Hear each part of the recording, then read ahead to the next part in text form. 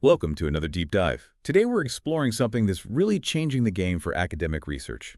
Free artificial intelligence tools available now, looking towards 2025. Absolutely. It's quite an exciting landscape of resources out there. They're designed to streamline how scientific knowledge is, well, generated and accessed. Exactly. And our mission today is pretty straightforward.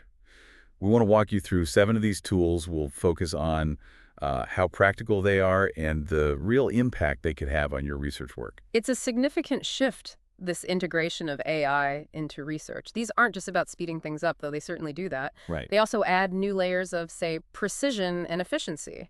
It's really key to understand how these innovations can help researchers access relevant info and ultimately boost the quality of their work. Okay, great. Let's dive in then. First on our list is Scite.ai. What's its unique contribution? How does it help with analyzing literature? Scite.ai is all about the critical evaluation of scientific literature. Its real strength lies in how it analyzes citations for a paper. Okay, how so? Well, instead of just counting citations, it tells you how a paper was cited. Did the citing paper support it, contradict it, or just, mention it in passing? That's a big difference. Huge! Imagine you're reviewing a controversial topic.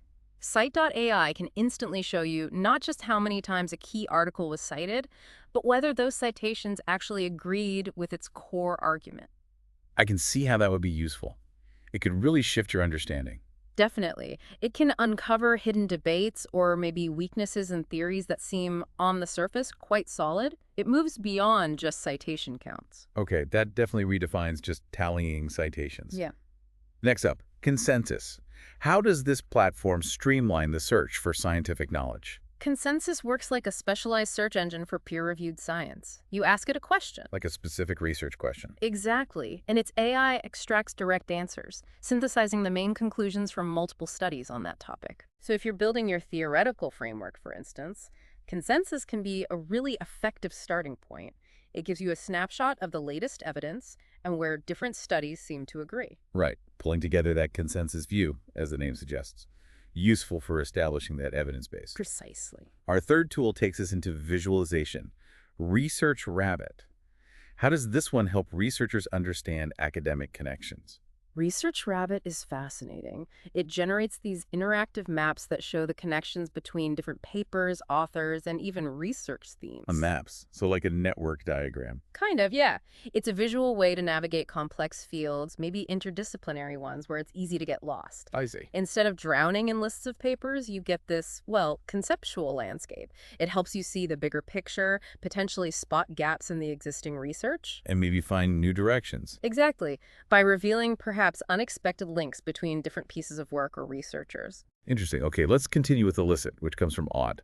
What specific function does this tool offer for, say, designing research or framing questions? Elicit is really focused on supporting that early-stage research design and formulating good questions. How's it eat? You give it a specific research question, and it suggests relevant papers. But it goes a step further. It automatically extracts key information, like the methods used, the results found, the main conclusions. Oh, wow. That sounds efficient. It really can be. It significantly speeds up that initial phase, helping researchers quickly find essential literature and maybe even validate their methodological approach against previous work. Ideal for getting a project off the ground or checking your approach quickly. Makes sense. Yeah. Now, an interesting combination.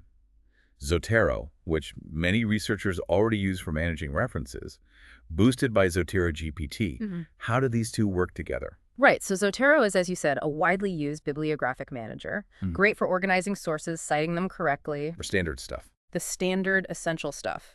Zotero GPT adds an AI layer on top of that. It can automatically generate summaries of the articles stored in your Zotero library. Summaries of your own papers. Exactly, the ones you saved. So you're not just organizing your references, you're getting a quick grasp of their content, too. It makes handling large amounts of literature much easier and can really help during the writing process. A real time saver for understanding big bibliographies. I can see the appeal. Definitely. Indispensable for rigorous writing. Okay, tool number 6 is Litmaps. This one also focuses on visualization. How does it differ, maybe, from Research Rabbit? Litmaps also provides visual representations, yes, but its main focus is on the connections through citations. Wow, citation pathways. Precisely. It creates these dynamic maps showing how articles link to each other through their reference lists. This lets you visualize the evolution of a research field, almost like tracing its intellectual lineage. So less about thematic clusters and more about the flow of influence. You could put it that way, yeah. It's really useful for seeing the current state of research, identifying those seminal papers everyone builds on, and constructing logical bibliographic trails, following how an idea developed. Got it. A different but complementary visual approach. Finally, we arrive at, well, the big one, ChatGPT, but specifically looking at its academic capabilities, maybe through plugins. How does this versatile tool support research work?